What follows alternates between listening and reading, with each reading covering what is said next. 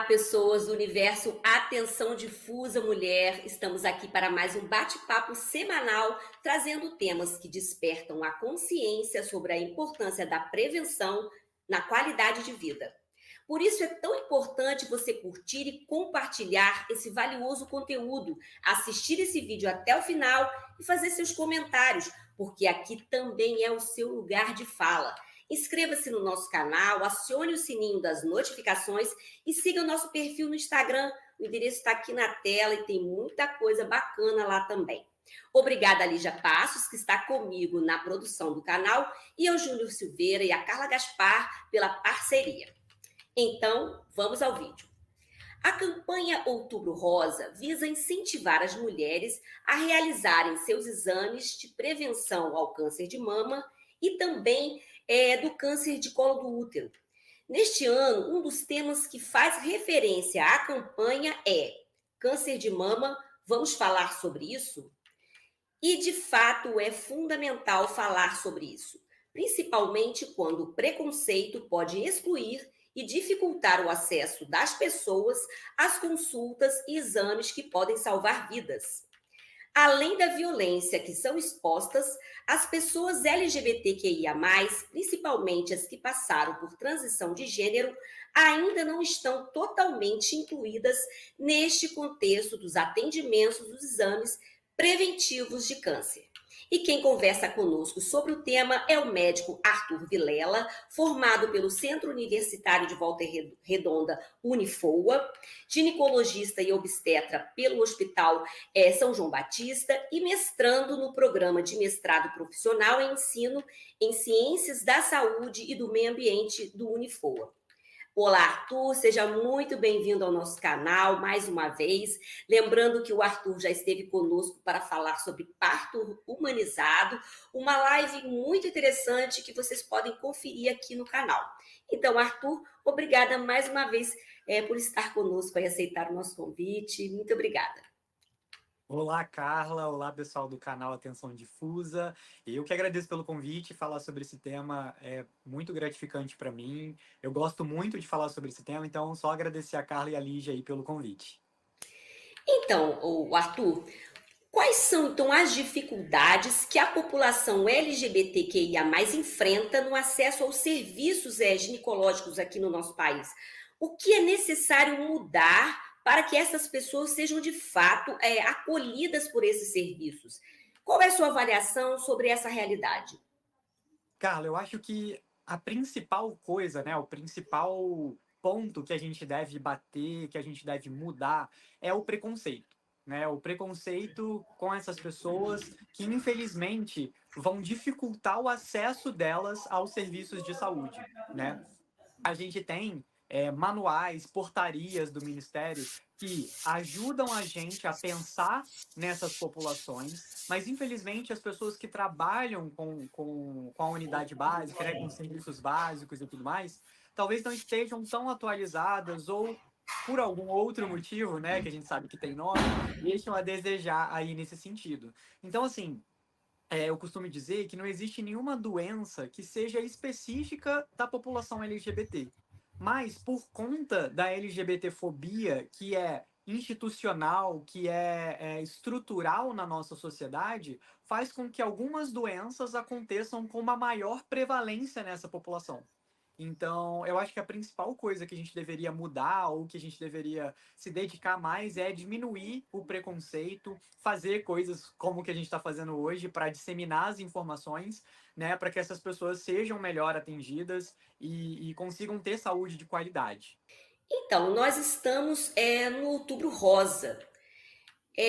A campanha deveria ser mais inclusiva, ter também como público-alvo as pessoas transgênero, que são as pessoas que não se identificam com o gênero que foi designado ao nascer. E lembrando também que no mês que vem temos o Novembro Azul, outra campanha muito importante na prevenção do câncer de próstata.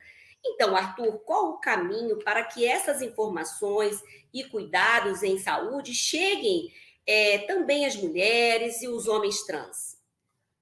Carla, eu não sei se você já reparou, se as pessoas que estão assistindo a live também já reparou, né?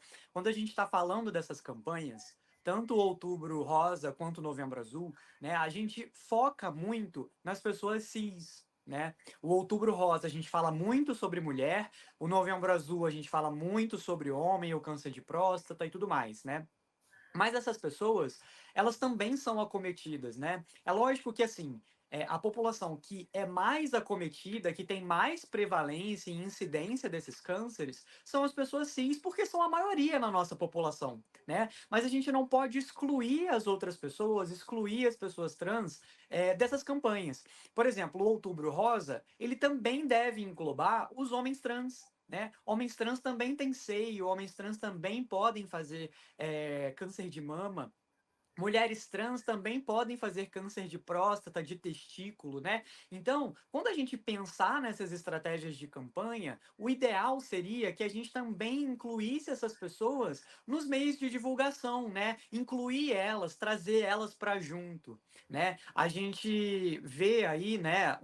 A gente não tem dado disso, porque o nosso instrumento de coleta não leva em consideração nem o gênero, nem a sexualidade. Mas estudos observacionais mostram que essas populações, né, a população LGBT, tem uma maior incidência de câncer de mama, de útero, né? Então, a gente precisa mudar um pouquinho aí essa estratégia de divulgação para que essas pessoas também se sintam incluídas e acolhidas aí nessas campanhas. Então, Arthur, você já até começou a falar, mas as pessoas trans têm um risco maior de desenvolver câncer de mama?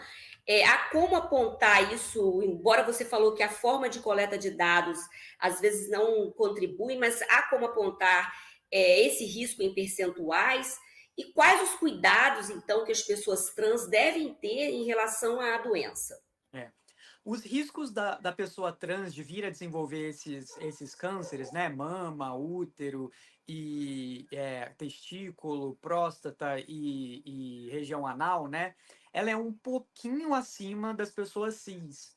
Mas isso, Carla, está muito ligado ao preconceito. Essas pessoas têm menos acesso. Quando elas procuram o serviço de saúde, elas têm menos chance de serem atendidas, né? Muito pelo preconceito, pela dificuldade, as barreiras, a transfobia que elas encontram, né?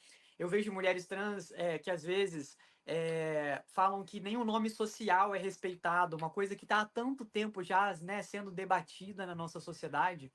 Mas essas coisas acabam afastando as pessoas do serviço de saúde. Então não quer dizer que elas têm mais chance de apresentar, né, em termos gerais, mas elas apresentam mais porque o diagnóstico delas é mais dificultado, é mais tardio, né? Tem essas barreiras que elas precisam vencer. Como eu disse, no nosso, quando a gente faz a nossa anamnese, né, que, enfim, que a gente precisa para mandar para o ministério e tudo mais, a gente não colhe gênero nem sexualidade, né? Então, os dados mais fiéis de quanto isso tem, qual a porcentagem nessa população, a gente acaba não tendo, né? São sempre estudos observacionais. A gente observa que nessas populações a gente tem mais incidência, né? Mas infelizmente isso está longe da gente ter um diagnóstico mais correto dessa quantidade, né? Então, essa coleta de dados ela tinha que ser revista, né, para a questão de saúde, de ter mais programas e campanhas mais pontuais, talvez, né? Sim. Então, o Arthur, existe então, mesmo diante desse quadro que você coloca, mas existe algum serviço de saúde disponível, em especial na saúde pública, que são mais capacitados para o atendimento dessa população? Teria esse tipo de algum local que fornecesse mais esse acolhimento? Teria. A gente tem alguns centros de atendimento integral à população LGBT, né? Aqui na nossa região, o único lugar que tem é Resende. Né? Lá em Resende existe esse centro que acolhe essas pessoas, principalmente para fazer a transição de gênero das pessoas trans, né? A gente tem alguns centros de cidadania aqui na nossa região. Em Volta Redonda tem um centro de cidadania, né? Que acolhe essas demandas e vai direcionando para os lugares que podem, né, atender essas pessoas. Mas, infelizmente, aqui, eu digo aqui em Volta Redonda, né, a gente não tem um ambulatório específico para essas pessoas, ou uma clínica específica para essas pessoas. Eu queria muito que a gente tivesse, eu tenho batalhado para que a gente tenha, mas eu queria que num futuro a gente não precisasse, sabe, Carla? Eu queria que num futuro que essas pessoas pudessem ter acesso em qualquer serviço de saúde, que eu acho que isso que seria a integralidade, né? Mas enquanto a gente não tem, a gente batalha para ter esses centros que visam, né, acolhem essas pessoas de maneira mais individualizada. A gente realmente precisa mudar esse cenário agora para a gente ter um futuro mais promissor, né? Então a gente tem que batalhar muito agora, né, o Arthur? Então, mas existe legislação. E quais são os direitos da população LGBTQIA+, no que se refere ao atendimento à saúde? E diante de alguma negligência em relação a esses direitos, o que se deve fazer? Quais os canais disponíveis para cobrança, denúncia? E você acha que outros direitos deveriam ser acrescidos à legislação nessa área? Você já está citando aí, né, de repente, ter um ambulatório específico. Antes de você responder, Arthur, só fazer uma ressalva que Volta Redonda é a cidade de onde a gente fala aqui no Rio de Janeiro. Resende também é aqui no estado do Rio de Janeiro, porque a gente tem inscrito em vários lugares. Então, é só para fazer essa ressalva, né? Então, como que a gente vai andar nesse caminho aí mais promissor? Eu acabo falando de Volta Redonda, do Sul Fluminense, porque é do lugar que eu tenho vivência, né? Então, são os lugares que eu tenho mais contato. Mas, assim, em relação à legislação, a gente tem duas coisas principais, né? A gente tem as legislações que regulamentam o SUS, né? A Lei 8080 e tudo mais. E a gente tem uma legislação, né? Na verdade, um plano que é específico para a nossa população, que chama PNSI, que é o Plano Nacional de Saúde Integral das Pessoas LGBTs, né? Esse plano é um plano que faz estratégias de como que a gente tem que atender essas populações, quais são as principais demandas, né? E como que o SUS vai fazer, né? Vai usar o princípio da universalidade para conseguir atender essas pessoas, né?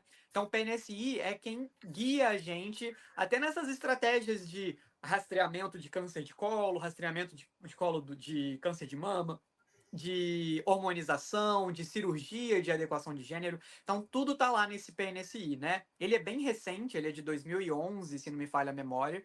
Então, ele tá pouco tempo aí com a gente, mas ele foi um grande ganho aí para nossa população, para a gente ter essas coisas mais regulamentadas, né?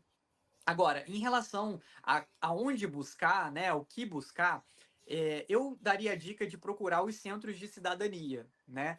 A maioria das cidades tem centros de cidadania que ajudam as pessoas a procurar os seus direitos, né? Aqui em Volta Redonda, né, a gente tem um centro de cidadania e a gente ainda tem um conselho LGBT, né? Esse conselho é que também auxilia junto lá com a Secretaria de Direitos Humanos a orientar mesmo, né, direcionar essas pessoas aonde elas devem procurar. E lembrando que LGBTfobias são crimes, então a polícia também pode ser procurada nesses casos mais importantes. Então, a gente tem canais de denúncia Sim. mesmo na questão até da polícia, né? A gente poderia ter mais coisas aí nessa área, né? Até a questão, a gente fala muito aqui da delegacia da mulher, né? Que precisa estar sempre bem estruturada, né? E abarcar também todas essas outras questões, né? E na saúde, às vezes passa meio batido, né? Porque a gente fala muito da questão da violência a que a população é exposta, mas a saúde às vezes fica negligenciada e é interessante trazer à luz essas questões, né, o Arthur? Arthur, muito obrigada. Pena que né, nosso tempo já acabou aqui, que o papo está tão bom, mas obrigada por participar conosco. Suas informações foram muito importantes, pois o acesso e a garantia à saúde é um direito de todas, todos e todes. E a informação é fundamental nisso, não é, Arthur? Não, a informação é o essencial, né? Uma informação que vai diminuir os preconceitos, minimizar, né, essas violências que acabam acontecendo todos os dias. Eu só tenho a agradecer pelo espaço para poder falar um pouquinho sobre isso. Muito obrigado. Então, o espaço continua aberto aí para a gente falar, continuar falando sobre essa temática e outras também, Com outros certeza. temas também. Tá? Você vai ser sempre nosso convidado. Né? Obrigada. E Obrigado. se você gostou, curta e compartilhe. E cuide-se, pois o autocuidado também é um ato de amor. Até a próxima. Tchau!